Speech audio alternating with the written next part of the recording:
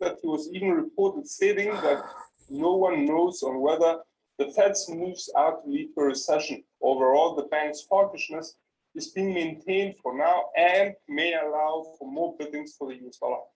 On the other hand, US stock markets were driven lower as the prospect of a recession nears, and with a weakening of business opportunities and the lowering of profitability.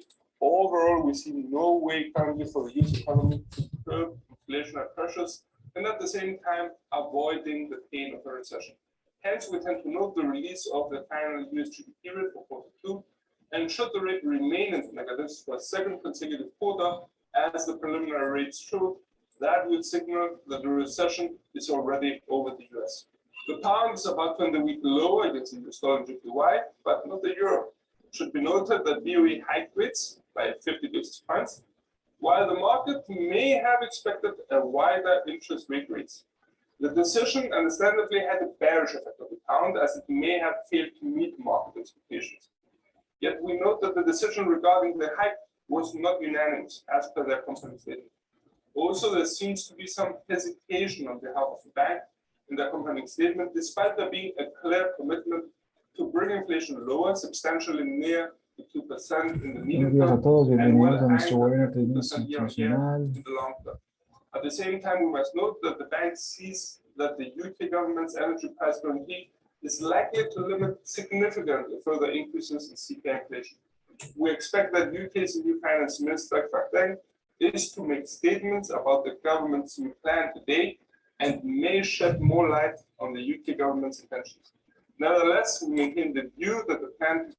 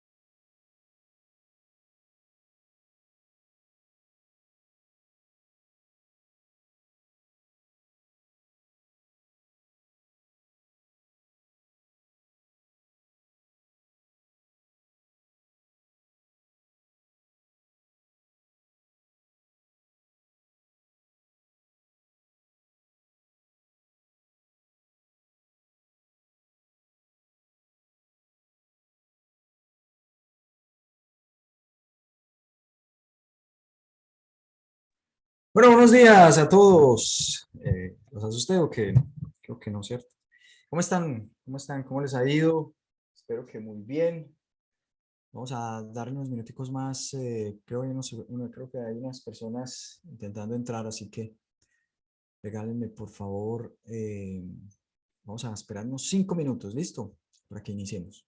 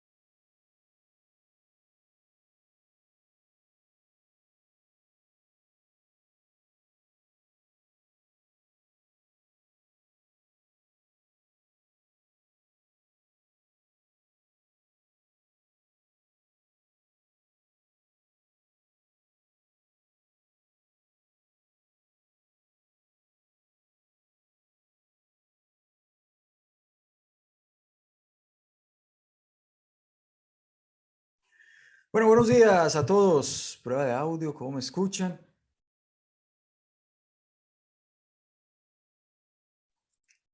Bueno, muchachos, ¿cómo vamos? ¿Cómo les ha ido? Un gusto estar con ustedes nuevamente. A ver qué. Bueno, creo que el día también. Creo que vamos creo que las personas van a ir llegando. Igual esta sesión, tengo que decirlo, que va a quedar grabada, así que la van a poder repasar en sus, bueno, más tarde, si la quieren darle un repaso. Bueno, nuevamente, por favor, prueba de audio, ¿cómo están? ¿Cómo les ha ido? Un gusto estar nuevamente con todos ustedes. ¿Sí? ¿Alguien me puede confirmar? ¿Está el chat por ahí? A ver, vamos a ver el chat.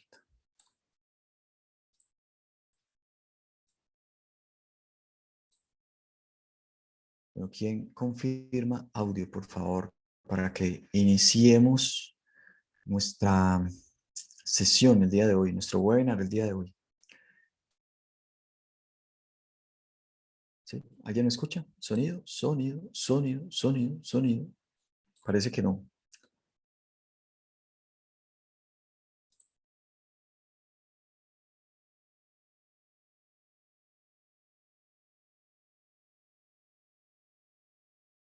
Ah, ok, Fabricio. Muy bien, muchas gracias, Fabricio. Bueno, creo que entonces tenemos buen audio. ¿Qué dice Juan Manuel? ¿Cómo estás, Juan Manuel? Qué gusto volverte a saludar, Julián. Bueno, María. Bueno, vamos a empezar entonces. Lo primero, pues, con nuestra cláusula de riesgo. Nuestros productos se negocian con margen y conllevan un alto nivel de riesgo. Y eso es posible que se pierda todo su capital. Es posible también que estos productos no sean adecuados para todos y debe asegurarse de comprender los riesgos involucrados. Pero, ¿quién escribió por ahí? Audio ok, muy bien. Así que, muchachos, vamos a comenzar entonces el viaje por el viaje del trading institucional. ¿Qué es eso de trading institucional?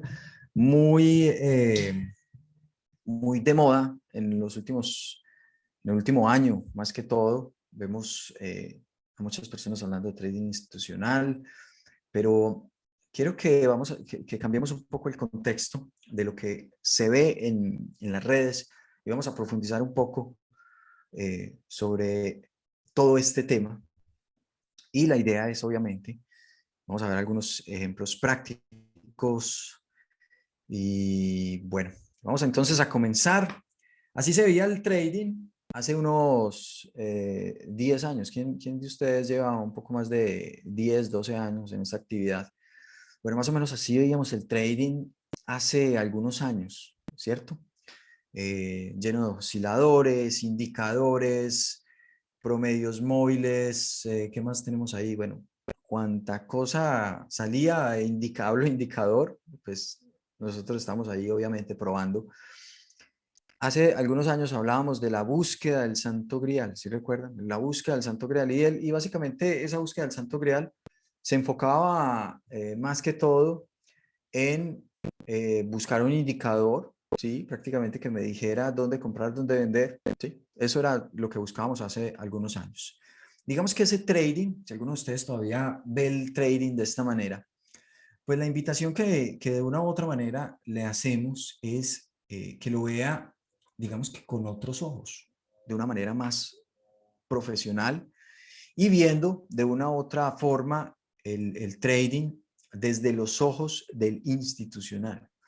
Recordemos esto, el trading, de una u otra manera, los mercados financieros no se crearon para el retail, ¿sí? No se crearon para el minorista ni para la persona que tiene pocos capitales. Se creó para personas con muchísimo capital que de una u otra manera, sí, efectivamente se ha venido democratizando el mercado en los últimos años. Ya tenemos mucho más acceso. Hace 10 años era difícil por los márgenes y los montos entrar a mercados como futuros. Sí, los futuros necesitaban márgenes de aproximadamente de $9,000 y más. En acciones, bueno, las acciones es un poco más restringido, ¿sí? Pero nosotros en Iron, por ejemplo, tenemos activos en acciones, en CFDs, que podrían ustedes también operar. Así que de una u otra manera el mercado se ha ido democratizando y ha permitido a las personas tener más acceso a unos activos que antes no era posible, ¿sí? Antes no podíamos pensar de pronto en operar quizás un mercado, bueno, hablemos del mercado de futuros u otros mercados, ¿sí? Porque era más restringido y de una u otra manera también, pues, los montos pues eran muy superiores, la exigencia de los montos eran muy superiores. Entonces, hace unos años, esa era la manera en la que veíamos el trading. Sí, las velas tradicionales, osciladores, promedios móviles, bueno, todo lo que pudiésemos probar, pues obviamente lo probamos y resulta que, bueno, nosotros tenemos formación con respecto a los indicadores también y vamos a seguramente en próximos webinars hablar sobre estos indicadores.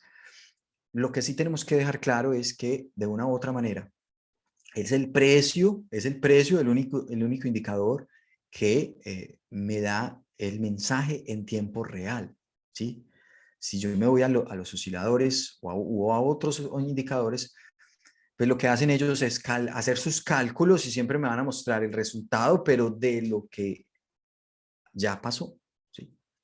El precio realmente es el único que me puede dar el mensaje en tiempo real. Bueno, obviamente ya de ahí vamos a ver qué se deriva de todo esto, pero vamos a quitar esa gráfica que no es muy amena, ¿sí? Pensarán que nosotros estamos diciendo acá que operen de esta manera, pero no es el objetivo. Así que, bueno, vamos a comenzar entonces. Cuando hablamos de los mercados, podemos pensar en el mercado como una gran subasta, ¿sí? Esa gran subasta donde lo primero que los participantes de esa gran subasta pues son compradores y vendedores, ¿sí? Así que en esos compradores y vendedores, si nosotros queremos graficar esas compras y esas ventas, pues podemos tener entonces una anatomía de velas. De esa anatomía de velas, pues se puede derivar una fractalidad, ¿sí? De la fractalidad, o con esta fractalidad, lo vamos a ver en próximos webinars, va a ser muy interesante ese conocimiento que van a poder adquirir gracias a estos webinars, que recuerden son totalmente gratuitos, porque esa fractalidad es muy importante en el análisis de los mercados diariamente. Es demasiado importante. Y normalmente los traders, ustedes van a ir evaluando, pero normalmente o nos quedamos en la anatomía de velas, en las velas, ¿sí? Algunos operan todavía velas, la anatomía, u operan pivots, máximos, mínimos, mayores, mínimos, menores, o simplemente la fractalidad y hasta ahí llegan, ¿sí? Y vamos a ver qué sigue después de ello. Entonces, bueno, la fractalidad, pues esa fractalidad, esa subasta entre compradores y vendedores que crea fluctuaciones en el precio, pues me crea la fractalidad y me empieza a crear pivots, máximos mayores, higher highs, lower lows, higher low, higher highs, lower highs, ¿sí? Mínimos mayores, máximos menores, mínimos menores, ¿sí? Y máximos mayores. Son muy importantes. Nosotros también tenemos que hacer un análisis, digamos que riguroso de estas zonas, pero vamos a ver cuáles y por qué serían más importantes. No todos son importantes. Realmente, recuerden que gran parte de lo que nosotros vemos en los mercados es ruido simplemente. Pero hay un componente importante que ya lo vamos a ver. Estructura de mercado, después de esta fractalidad, pues entonces ya podríamos empezar a hablar de otros temas como una estructura del mercado, ¿sí? ¿Qué compone esa estructura del mercado? Pues procesos acumulativos, reacumulativos, ahí no está, pero normalmente los institucionales o market makers pues irán con procesos acumulativos, reacumulativos, distributivos, ¿sí? Y redistributivos, o sea, procesos en donde van a acumular toda la cantidad de órdenes posibles o simplemente de posiciones y pues van a venir ya otros procesos en el desarrollo de esa subasta. ¿Qué sigue después de esto? Venga, me voy a quedar ahí porque en esta estructura del mercado en los últimos años se puso de moda No sé si de pronto conocen algunas, digamos que metodologías como el tema Wyckoff, como, bueno, no sé si de pronto tuvieron la oportunidad de leer Market Wizards o a Tom Williams, ¿sí? Entonces, toda esta, digamos que esa evolución que ha tenido el mercado con lo que veíamos hasta hace unos 10, 12 años, 15 años, en donde todo era demasiado clásico y toda la responsabilidad, normalmente el trader se la descargaba a unos indicadores u osciladores que iban a analizar, pero que analizaban era, pero el pasado, ¿sí? Aquí ya vemos más, listo, hay una estructura, ¿qué está haciendo el profesional? Desde ahí parte, digamos que lo interesante del trading institucional es eso, es hacerse la pregunta de dejar de pensar como retail. Recordemos que el mercado no se creó para los retails, no se creó para el minorista, el mercado se creó para el institucional. Entonces, si me hago esa pregunta, hombre, definitivamente tengo que empezar a pensar como profesional, cómo opera el profesional. Después de esta estructura, ya sabemos entonces, hay libros bien interesantes al respecto, se los recomiendo si no los han leído. Estudien a Wyckoff, que define muy bien esa estructura de mercado en procesos acumulativos y distributivos, a Tom Williams, Volumen Spread Analysis, todos esos temas que han ido haciendo que el trader evolucione hacia ver el mercado con ojos de institucional. Después de esto, después de esa estructura, pues ya podemos empezar a profundizar y a ver el mercado de una manera menos subjetiva, ¿sí? No a devolver un poco, porque esto era un poco subjetivo. Sí, yo quiero comprar, pero ¿cuál es el motivo de mi compra? O quiero vender, pero ¿cuál es el motivo de mi venta? Básicamente, depositaba mi expectativa o mi esperanza en indicadores, ¿sí? Y digamos que el trading así se volvía un poco más complejo. Entonces, de ahí podemos empezar a ver lo que son los order blocks, pero vamos a ver los order blocks desde la profundidad del mercado, no simplemente decir, sí, es que acá hay una inflexión, entonces ahí puede haber un order block. No, básicamente eso es lo que la mayoría de las personas que operan de esta manera, pues hacen, es identificar inflexiones del precio y considerar que allí puede haber un order block. Pero básicamente ahí hay ahí hay un tema de subjetividad, porque realmente no sabemos cómo fue la acción del institucional en ese nivel. Pero no quiero complicarnos con esos temas, vamos a ir paso a paso. Así que luego de la estructura del mercado, entonces, ¿qué sigue? Seguirían el tema de los order blocks, los imbalance, ¿sí? Ya vamos a ver cómo se construyen. Las piscinas de liquidez son muy, muy importantes, ¿sí? Básicamente también tienen que ver mucho con los footprints, ya analizando un poco el contexto a profundidad, el mercado ya un poco más a profundidad. Aquí no hemos hablado ni siquiera de opciones, o sea, todavía falta una cantidad de cosas, pero básicamente esto es lo que compone la subasta. Así se desarrolla la subasta. Ese es el inicio del mercado y empieza simplemente desde compradores y vendedores. Ahora vamos a ver, esta parte es bien importante y es por qué se mueven los precios. ¿Cuál es el motivo de por qué se mueven los precios? ¿Sí? Deberíamos todos saberlo. Y lo que nos han vendido siempre, para los que operamos los mercados hace algunos años, pues nos han dicho que quizás pienses que es porque los compradores, hay más compradores que vendedores o más vendedores que compradores. Eso es lo que toda la vida nos han dicho. ¿Por qué suben los precios? Pues porque hay más compradores que vendedores. ¿Sí? ¿Por qué caen los precios? Porque hay más vendedores que compradores. Básicamente eso es lo que siempre nos han dicho. Pero de una u otra manera, creo que podría considerarse un concepto erróneo pensar que un precio se mueve porque hay más compradores que vendedores. Entonces ahí es donde podemos decir, venga, si hay más compradores que vendedores, entonces yo necesito, cuando estoy comprando, pues necesito que alguien me venda. Y cuando estoy vendiendo, pues necesito que alguien me compre. Empezamos a hablar también, ahí empieza el tema de la liquidez, porque es importante la liquidez y cómo el profesional encuentra la liquidez, en qué posiciones o en qué zonas puede haber más liquidez que en otras. Así que ya entendemos entonces, definitivamente cuando el precio se mueve, Pues básicamente no es porque haya más compradores que vendedores, ya lo vamos a ver por qué. Básicamente, miremos esta parte primero. Ese es, digamos que un libro de pedidos. Allí es donde entran compradores y vendedores. Este podría ser como el inicio de la subasta, ¿sí? Allí es donde empieza la subasta y allí es donde se unen los interesados en vender y los interesados en comprar, ¿sí? Pero entonces si decimos que los compradores y los vendedores, bueno, antes de eso, fíjense en esta gráfica, tenemos una columna de venta, tenemos una columna de compra. Cuando los compradores o los vendedores están interesados en tomar una posición, pues básicamente estas dos zonas, ¿sí? Están muy cerca en ponerse de acuerdo. Aquí vemos 20 contratos frente a 18 contratos. Están muy cerca en ponerse de acuerdo, ¿sí? Para que esa subasta se lleve a cabo. Mientras que si vemos por acá en la parte inferior, pues vemos por acá 16, 31, 12, frente a 91, 65, 11. Digamos que ahí esa subasta está lejos aún en ponerse de acuerdo en hacer una negociación.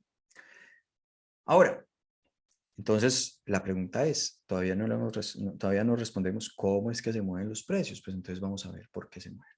Básicamente, los precios se mueven es por la agresividad a la hora de comprar o a la hora de vender. Si quieres algo, ¿sí? Normalmente, si usted quiere algo, pues lo quiere ya. Y si envía una orden al mercado, la orden que le está dando al mercado es cómpreme al precio que está en el mercado, ¿sí? No me importa, necesito que compre ya, ¿sí? Eso es una orden a mercado. Entonces, ¿por qué se mueve? Por la agresividad que tienen los compradores y los vendedores a la hora de entrar al mercado. Vamos a devolvernos acá.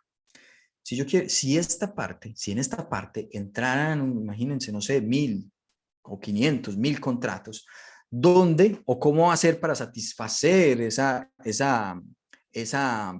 compra o esa venta que se está ejecutando? Pues entonces va a tomar toda esta liquidez que vemos en esta zona, toda la liquidez la va a tomar. ¿Y a dónde se va a detener? Hasta que se cumpla esa orden, hasta que se ejecute esa orden o esa cantidad de contratos. Entonces, vamos a devolvernos acá. Así más o menos se vería cuando un instituto, o se ve cuando un institucional, digamos que envía órdenes o ejecuta órdenes, digamos que a mercado. Se vería así. Digamos que un institucional, un banco, ya vamos a ver cuáles son los bancos que realmente participan en esta actividad, pero se vería de esta manera. Entonces, imagínense que un institucional quiere comprar 1000, 2000, 3000, 4000 lotes. Y esta sería la manera en la que ese institucional podría entrar a participar del mercado. O entendiendo que en esas zonas existe la suficiente liquidez para que esas órdenes se ejecuten. Así que ya entendemos que si este lado es mucho más agresivo que el lado vendedor, pues va a tomar toda esa liquidez que tiene el lado vendedor. Y ahí es donde entonces va a ser llenado de todas las órdenes de compra. Pero básicamente es por la agresividad que tienen los compradores frente a los vendedores, ¿sí? No es porque, es que hay más compradores. Bueno, y si hay más compradores, pues entonces eso en teoría me estaría diciendo que no tengo o que no va a alcanzar mis órdenes de compra para que alguien me las venda, ¿sí? Así que digamos que ese podría ser el trasfondo de la subasta. Entonces ya entendemos por qué se mueven los precios. No es porque haya más compradores que vendedores, es porque los compradores o los vendedores son muchísimo, muchísimo más agresivos que, que el lado contrario. Básicamente es eso, que el lado contrario. ¿Listo? Así que digamos que se podría ver el mercado de esta manera. Así se ve el mercado cuando un institucional compra de manera agresiva. Ojo con esto, tendrá que ir, sus órdenes se ejecutarán, digamos que por partes, o buscará zonas donde pueda obtener esa liquidez. Vamos a ver esta parte. Hablábamos hace un rato sobre la estructura o sobre el mercado, ver el mercado como una gran subasta y que en esa gran subasta participaban compradores y participaban vendedores. Fíjense en esto. Aquí hay algo bien interesante, porque a nosotros nos han dicho, bueno, listo, si ese mercado es una gran subasta, pues esa subasta, si yo grafico esa subasta, lo primero que voy a encontrar es el gráfico típico, pues que es un gráfico de velas japonesas. Básicamente me voy a encontrar con ese tipo de gráficos, pero ¿y cómo realmente es esa anatomía en cuanto a la participación del institucional dentro de la vela? Fíjese que nosotros no nos preguntamos eso. Nosotros vemos una gran vela o vemos velas con mechas muy significativas, pero nunca nos preguntamos, bueno, ¿cómo es la participación realmente del institucional dentro de esa vela? Pues entonces lo podemos ver de esta manera. Aquí, esto es unas velas que son alcistas, pero en la parte inferior, acá lo pueden ver, en esta parte inferior, ven, voy a tratar de tomar la pizarra, pero en esta parte inferior, pues vemos la participación muy significativa del institucional. ¿Sí? Ahí lo que podemos deducir es vendedores atrapados. ¿Sí? Todo este volumen que hay en la parte inferior quedó atrapado en un movimiento alcista. Así que, ¿qué va a impulsar los precios? Fíjense en esto. ¿Qué va a impulsar los precios? Pregúntense, si ustedes tienen una subasta o tienen un gráfico de este tipo, ¿dónde debería poner un stop o dónde lo pondría? Si en esta parte usted entraría corto, piensen como institucional, ¿dónde liquidarían sus órdenes? ¿Dónde las liquidarían y por qué? La mayoría podría decir, bueno, en la parte superior, si esta subasta, ¿sí? Se va en contra y definitivamente el mercado va en la dirección contraria a la que yo estaría pensando en que va, pues mi stop, muy normal, podría ir en la parte superior. ¿Qué me lleva a deducir de eso? Entonces, que cuando se ejecuten toda esa cantidad de stops, el mercado va a acelerarse demasiado. Y ahí es donde nosotros vemos en muchos casos que en esta anatomía de velas, en muchas ocasiones se dan movimientos eh, eh, acelerados, ¿sí? ¿Sí? En determinada dirección. Bueno, en este caso, alcista. Así que digamos que el componente de esta vela podría verse de esta manera. Son vendedores atrapados. Si el mercado no regresa a esos niveles, ya saben, se van a tener que ejecutar stops y eso va a hacer que el mercado se acelere. Si el mercado retorna a esos niveles, entonces digamos que va a haber una aceleración bajista.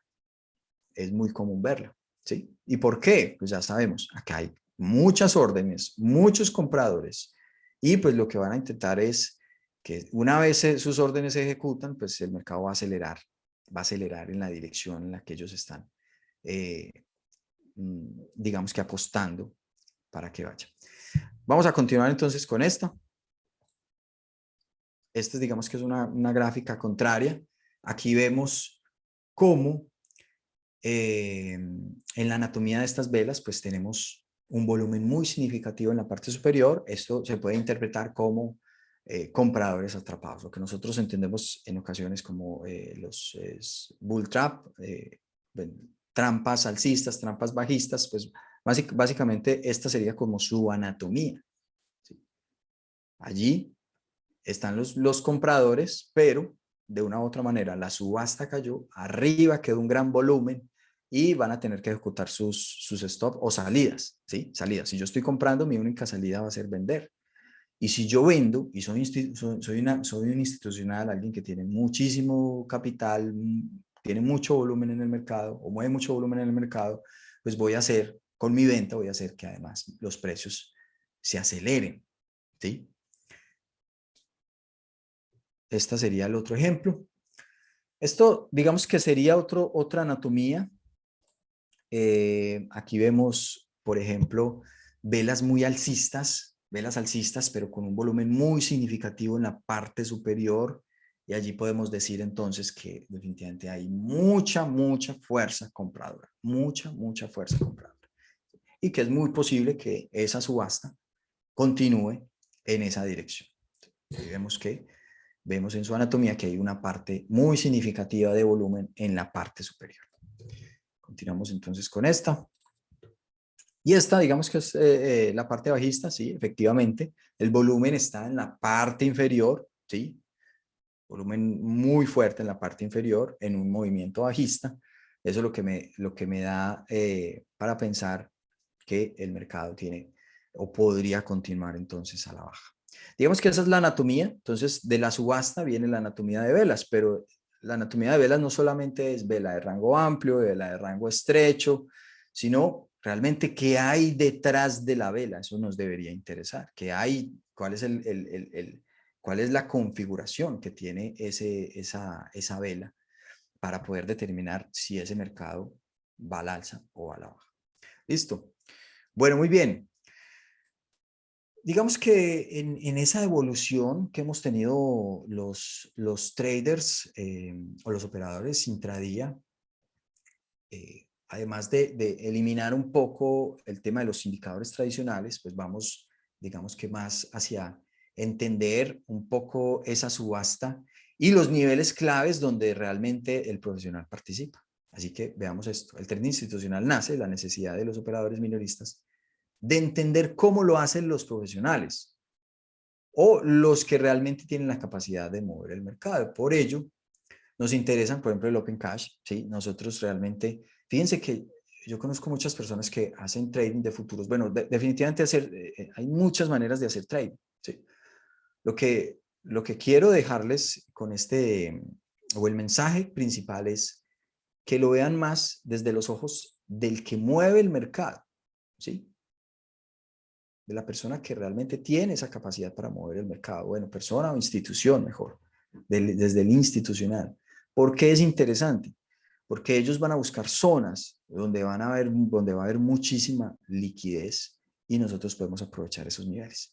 Por ello, entonces, nos interesa el Open Cash, el nivel donde abre el mercado, cuál es la apertura del mercado. Ahí se produce muchísimo volumen en el nivel de apertura, ¿sí? Ya vamos a ver, por ejemplo, eso estoy hablando para los índices.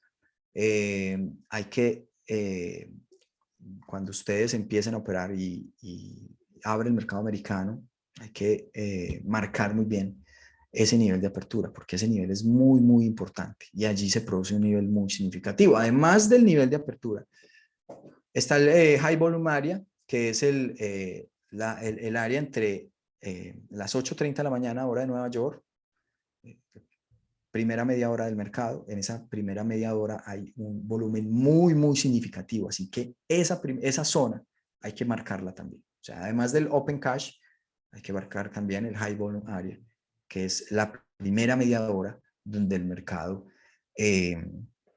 digamos que presenta el mayor volumen. Si ustedes se fijan en el mercado de índices, pues se van a dar cuenta que en esas zonas, en esa primera media hora, se va a dar un volumen muy significativo que quizás no se dé en el resto del día. Bueno, a no ser de que haya algún dato económico, algo así como lo que tuvimos esta semana, pero si no lo hay, seguramente ese va a ser el volumen más alto del día. Y, ojo, el final del día. Aquí no lo tengo, pero el final del día es muy relevante. Sí, allí también se da un volumen muy significativo. Recordemos que muchos de los operadores no pueden dejar posiciones abiertas en muchas mesas de dinero, en muchos bancos de inversión, donde sus operadores lo que hacen es intradía, o también algoritmos, que más adelante vamos a hablar de ello, pues lo que hacen es que no les permiten a sus operadores pasar de un día a otro. ¿Sí? Recuerden que entre ese cierre de mercado y esa apertura se puede producir un gap. Y pues muchas compañías, muchos bancos de inversión, pues lo que hacen es, digamos que restringir esa actividad al operador. Así que antes del cierre, pues ustedes van a ver un volumen muy significativo en las operaciones, pero básicamente es muchos operadores cerrando también cuando vemos vencimiento de opciones. Esos volúmenes son muy importantes. Así que muy atentos con eso, muy atentos con eso. Es muy importante definitivamente esos niveles. Está también, que normalmente es, ya lo vamos a ver, pero es la zona con mayor, digamos que volumen negociado durante el día, la zona de mayor actividad. Ni siquiera tenemos que hablar de volumen porque podemos hablar de volumen a precio, volumen a tiempo. Y en este caso, por ejemplo, para el tema de Forex, ¿sí? Pues vemos entonces el tema del tiempo más relevante y allí el punto de control, entonces nos indicaría un área muy significativa, ¿sí? ¿Cuál es ese nivel donde hubo una mayor negociación durante el día?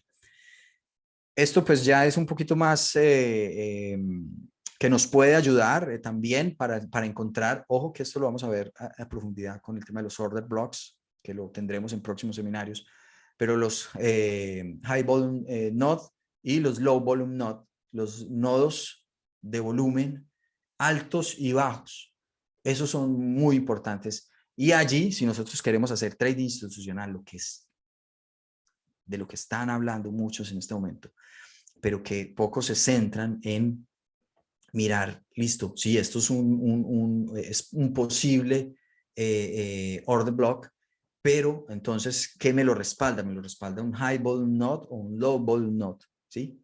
Es bien importante que lo tengamos claro.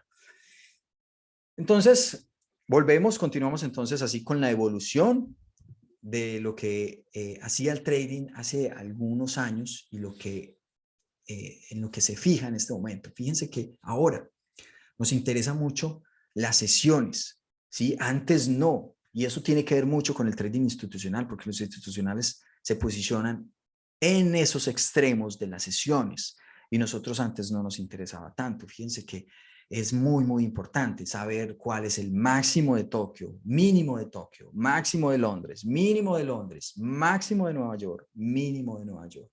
Son las 3 sesiones en las que deberíamos prestar mucha atención. ¿Cuáles fueron esos mínimos? Por ejemplo, el mínimo del overnight es muy significativo, ¿sí? O el máximo del overnight. Y además de eso, pues, digamos, tener en cuenta el máximo de Nueva York, el mínimo de Nueva York. Si ustedes se prestan atención a esos máximos y mínimos de las sesiones, se van a dar cuenta que el institucional definitivamente actúa allí, ¿sí? Tiene actividad permanente en esas zonas, ¿sí? Es muy activo en esas zonas. ¿Por qué? Entonces ahora nos preguntamos, ¿por qué? Porque encuentra esa liquidez que en otros niveles quizás le sea más complejo encontrar, ¿sí? Entonces allí es donde vemos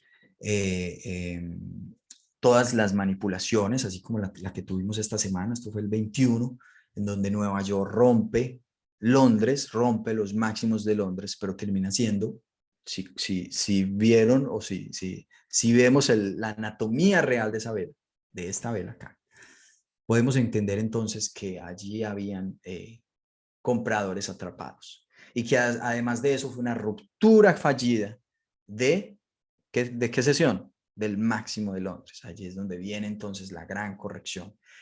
Producto también del dato. Pero digamos que eso fue una manipulación y aprovecharon esos extremos que los estaban dando las sesiones o la sesión previa del overnight.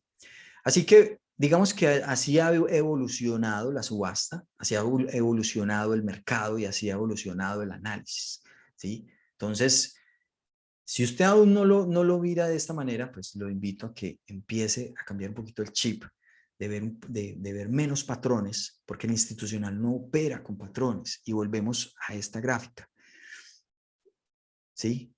El institucional no opera de esta manera. El institucional no opera nunca una ruptura, un cruce del MACD, ¿no? ¿Cierto?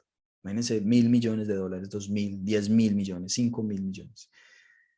Para operar una ruptura del MACD no lo va a hacer, no lo puede hacer.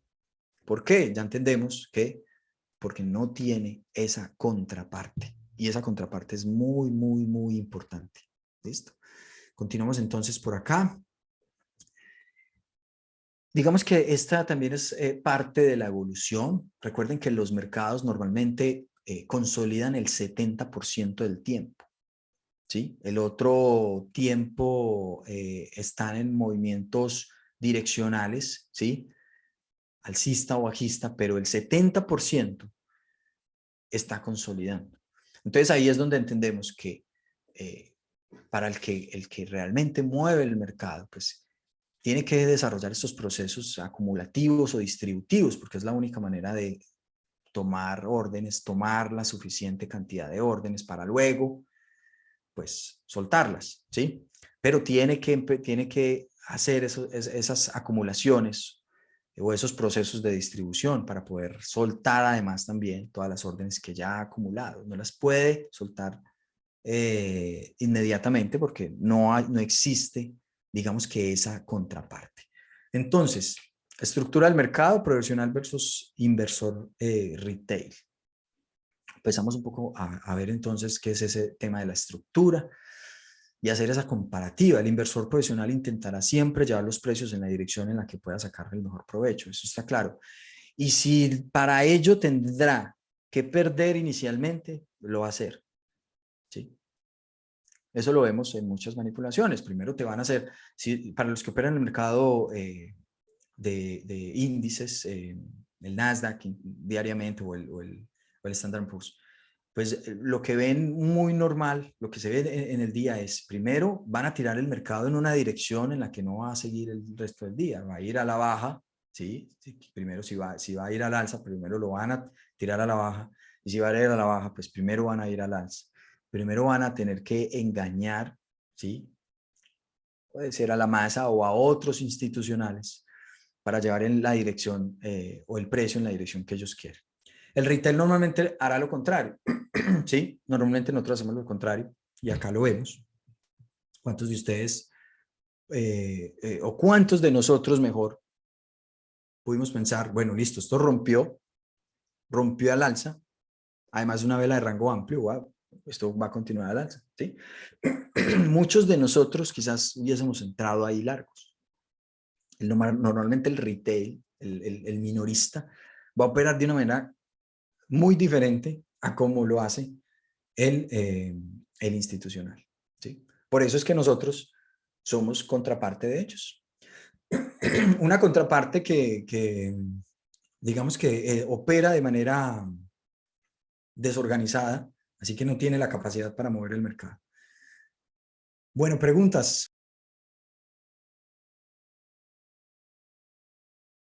Si tienen alguna duda, por favor, no duden o alguna pregunta, la pueden ir colocando allí en el chat.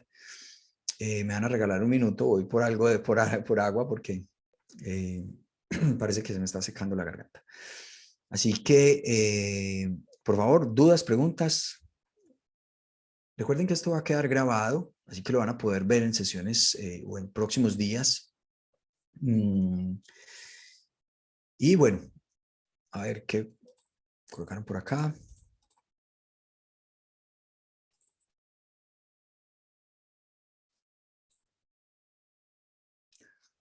Sí, mira, esta es la plataforma no es ni siquiera TradingView, es la plataforma de Iron, MetaTrader. Puedes ver ese indicador de sesiones, claro que sí. TradingView, creo que sí, también lo puedes ver en TradingView, pero no estoy seguro de ello, pero sí para la plataforma de Iron, MetaTrader, lo puedes observar en MetaTrader, así es. Claro que sí, ahora te copio el nombre para que lo tengas, ¿listo? Bueno, un minuto. Ya regreso.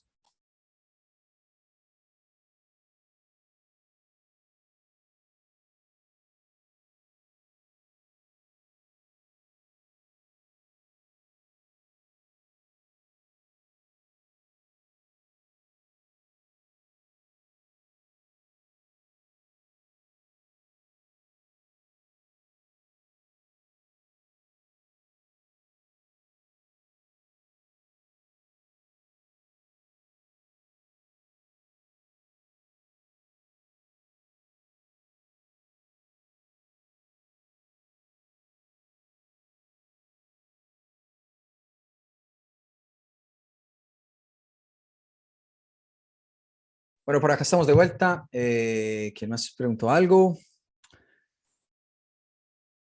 Sí, Fabricio, eso es un gráfico de 15 minutos. Normalmente, para el tema de la subasta, puede ser 30. Lo puedes ver desde 30 minutos, de 30 hacia abajo, para que marque las zonas. Más adelante les comparto ese indicador para que puedan ver las zonas de máximos y mínimos de las últimas sesiones. Pueden marcar 8 o 9 sesiones anteriores, así que es muy, muy útil. De verdad que les recomiendo que empiecen a ver, bueno, no estoy hablando de indicadores, estoy hablando, empiecen a ver los máximos y los mínimos de las sesiones previas a la sesión que ustedes están operando. No solo para índices, también para el mercado para Forex, para el mercado de divisas. Y más adelante vamos a ver por qué es importante esos niveles en el mercado de divisas. ¿Listo? Bueno, vamos a continuar entonces por acá.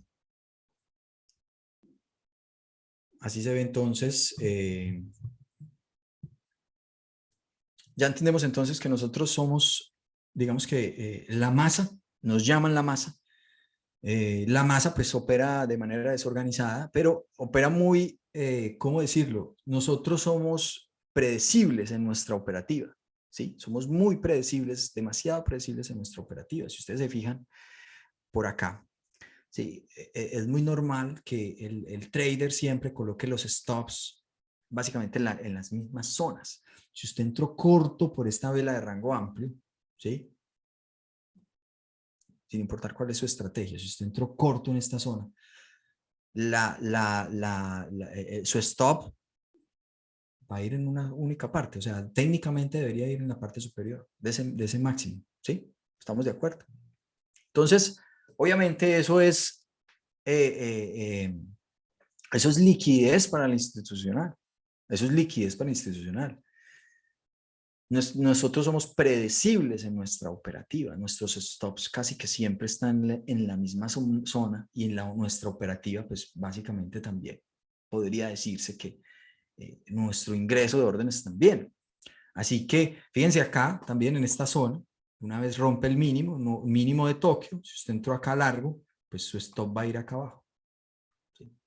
Entonces primero van a tomar su stop para luego hacer subir el precio. Primero van a tomar la liquidez que hay debajo para luego subir el precio. Primero van a tomar la liquidez que hay arriba para luego hacerla bajar. Básicamente ese es el trabajo que ellos hacen, pero esto es explicado, digamos que de una manera muy básica, muy básica. Aquí estamos viendo, digamos que apenas el inicio de lo que es el trading institucional. No estamos profundizando en absolutamente nada. Esta sesión, les cuento que estaba planeada para hace 8 días.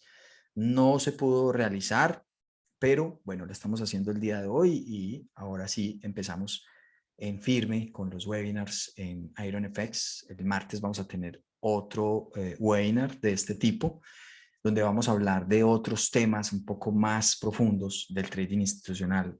Creo que podemos hablar de unos 10 webinars como mínimo, hablando de todos estos temas. Pero apartándonos, recuerden un poco de lo que se está viendo ahora, que básicamente hay muchos operadores que dicen, sí, el trading institucional, pero realmente no se profundiza en conceptos como, bueno, ¿dónde están los nodos de volumen alto, bajo, y por qué realmente son importantes, y qué otras cosas debería haber para interpretar esas zonas que son muy relevantes?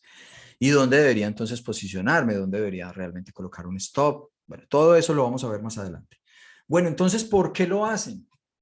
Ya lo estamos hablando hace un rato, pues porque necesitan una contraparte.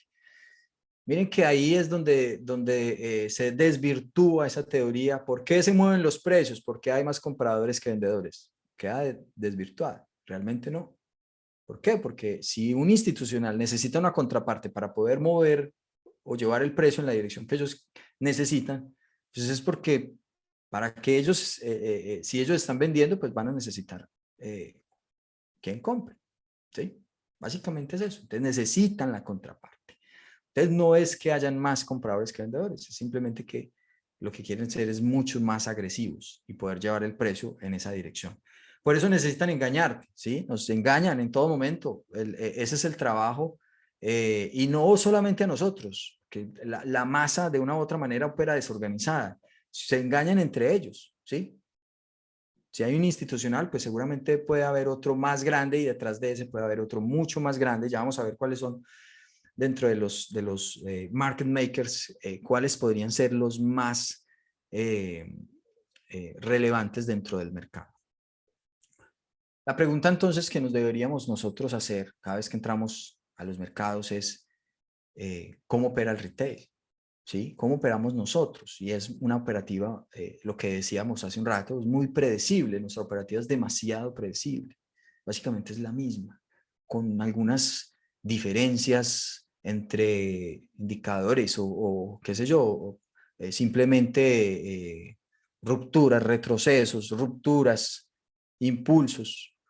Pero es muy, muy predecible. Nuestra operativa es predecible y nuestra colocación de stops es mucho más predecible aún. ¿Sí? Los stops siempre van en la misma parte y utilizamos las mismas zonas y por eso es que ellos llegan, nos estopean. Pregúntense ustedes cuántas de sus posiciones fueron estopeadas primero y luego se desarrollaron. Institucional toma toda la liquidez y va en la dirección que quizás usted sí tenía pensado en que el mercado podría ir allí, pero que primero el mercado lo estopea, toma la liquidez, quizás no solamente su stop loss, puede ser el stop loss de muchas más personas que piensan u operan como usted lo hace, y ahí ya el mercado o el institucional pues lleva el precio en la dirección que quiere. Entonces la pregunta es, ¿operamos como institucional o operamos como profesionales u operamos como retail? Operamos como minoristas. Creo que está claro, ¿cierto? Normalmente lo hacemos como minoristas. Y más aún si operamos de una manera clásica, con un chartismo muy clásico. ¿Sí? Lo acabamos de ver. Esa es una manera muy clásica. Así que, pues, simplemente vamos a hacer siempre liquidez para el institucional. Nuestra ventaja entonces será poder entrar en cualquier parte, eso está claro, ¿sí? Esa es la ventaja que nosotros tenemos frente al institucional. No lo digo yo, lo dice, ¿sabe quién? Una frase que dijo Warren Buffett hace en una reunión anual con sus accionistas y decía, yo puedo invertir más fácil 10 millones de dólares que los 50,000 que tengo en liquidez. Me cuesta, ¿sí? Es mucho más difícil para mí ver compañías o entrar al mercado con esta liquidez. No puedo, ¿sí? Pero con un capital menor, pues sí lo puede hacer y prácticamente lo puede hacer en cualquier activo, ¿sí? Ojo, cuando vamos, por ejemplo, a los mercados de acciones, eso es algo muy relevante, pero eso lo hablaremos en otros webinars, pero la liquidez en este tipo de mercados es bien, bien importante, por eso uno busca que los activos tengan un porcentaje de acciones negociadas por arriba de por lo menos 1 millón de acciones al día, porque si operas acciones, por ejemplo, 50,000 acciones o promedio al día, podrías estar quedando atrapado. Entonces ahí es donde uno realmente le da la importancia a la liquidez que se merece. La liquidez es muy, muy importante. ¿Listo? Por aquí me hacen una pregunta. Bueno, no. Entonces, su ventaja será poder mover el mercado. Sí, efectivamente, su ventaja será poder hacer esas campañas y llevar el mercado en la dirección que ellos tienen presupuestado, ¿sí? Miren, definitivamente el profesional institucional, si hablamos desde el market maker original, estamos hablando que son los bancos centrales. Sí, definitivamente, son los bancos centrales. Ese es el market maker original. De ahí se desprende ya, digamos que otras instituciones que obviamente no mueven esa cantidad de volumen, pero que sí pueden trabajar en función de ese market maker original. ¿Sí? Miren, nuestra desventaja será no tener la capacidad de mover el mercado. Obviamente, esa es una gran desventaja. Y su desventaja no será, será pues no poder entrar en cualquier parte. Esa es otra desventaja que tiene el institucional. Pues no puede entrar en cualquier parte y no puede entrar con el volumen que quisiera entrar. ¿Por qué? Porque no tiene la suficiente liquidez para hacerlo. ¿Listo?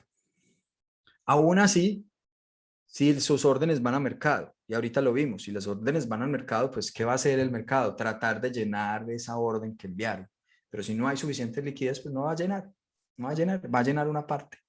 Entonces, ahí es donde tienen que tirar sus campañas de manipulación, donde llevan el precio en la dirección que quieren y que nos hacen creer que va a seguir en esa dirección para luego cambiar el sesgo. Y eso lo vemos casi todos los días, donde primero van a ir en una dirección y luego cambia el sesgo.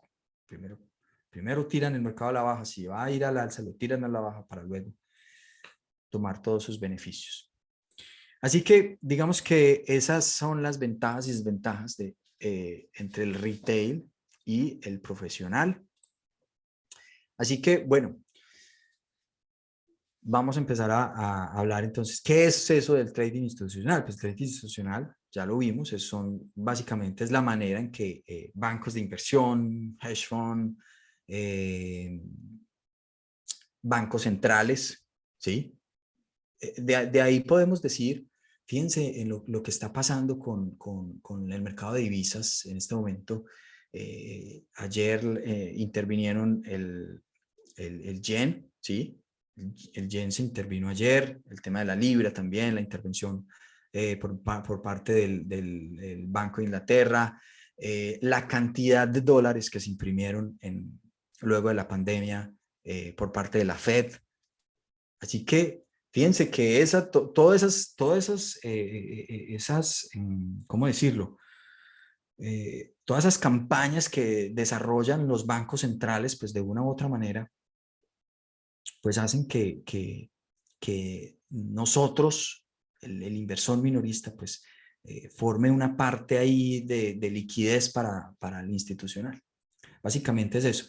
Entonces los bancos definitivamente invierten su dinero, ellos querrán llevar el precio en determinada dirección, pero primero deberán encontrar la liquidez suficiente para satisfacer esa necesidad. Eso está claro. Por lo tanto, sin la contraparte no irán a ninguna parte, no irán a ningún lado, sin su contraparte. En algunos de estos momentos será necesario crear alguna campaña de manipulación o engaño que permita al market maker encontrar su contrapartida. Así esas posiciones iniciales generan algún tipo de pérdida. ¿Sí? Eso está claro. Lo vemos todos los días. Recuerden, todos los días ustedes van a ver que el mercado va a ir en una dirección. Así ese institucional primero tenga posiciones bajistas o quiera ir a la baja, pues va primero, así pierda en esas posiciones alcistas para luego recuperarlas en la caída. Vamos a ver esta parte. Aproximadamente el 70% del volumen del mercado de divisas lo negocian 10 instituciones financieras. Fíjense que la manipulación de ayer del yen, la intervención del yen hizo caer el mercado, ¿cuánto? ¿Ustedes lo vieron? 100, 150 pips o 200 aproximadamente. Fue una vela fue en cuestión de 5 minutos. Así que ahí es donde vemos que definitivamente el mercado es manipulado y ellos van a llevar, sí, seguramente el precio en la dirección en la que ellos quieren llevarlo. Bueno, fíjense en esto es bien importante. Aproximadamente el 70% del volumen del mercado de divisas lo negocian 10 instituciones financieras. Entre ellas está JP Morgan, el Banco de Suiza, Deutsche Bank, Citibank, Goldman Sachs, dentro del Bank of America, o sea, dentro de las instituciones más relevantes. O sea, el 70% lo mueven estos bancos de inversión. Crean que ellos no lo mueven o no van a entrar con el volumen que operan de una manera pues, como lo hacemos nosotros, ¿no? Imagínense un banco de este tipo entrando por un cruce de medias o un retroceso a determinado nivel, ruptura, retroceso o un patrón chartista clásico como un banderín o un hombro, cabeza, hombro.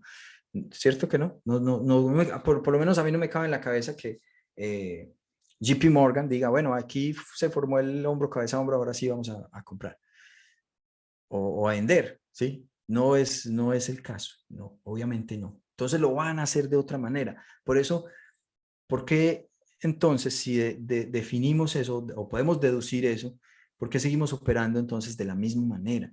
¿Sí? ¿Por qué seguimos operando como retails? ¿Por qué seguimos viendo el mercado como un minorista? ¿Por qué no empezar a cambiar el chip un poco de cómo lo hace el institucional, dónde y puedo ver ese volumen o esas negociaciones que están haciendo, dónde están entrando y por qué me interesan esos niveles entonces? Si sé que están entrando allí. Vamos a ver esta parte. Bueno, esto tiene que ver pues mucho con el tema de los market makers. Aquí están dentro de la lista los creadores más importantes en el NYSE. Deutsche Bank, lo mismo, Goldman Sachs, dentro de los más conocidos, bueno, y algunos otros fondos. Así que definitivamente el trading es hecho por institucionales para institucionales. Lo que nosotros hacemos es surfear la ola, prácticamente. Tratamos de surfear la ola. Pero entonces debemos empezar a cambiar un poco el chip de cómo hacerlo, ¿sí? No simplemente es cambiar esa parte tradicional de trading con la que veníamos hace algunos años y verlo con otros ojos. Estructura del mercado profesional, bueno, ya esta parte la vimos. Ya empezamos entonces a ver un poco más sobre la estructura, pero quiero primero escucharlos, si tienen alguna duda, preguntas. Creo que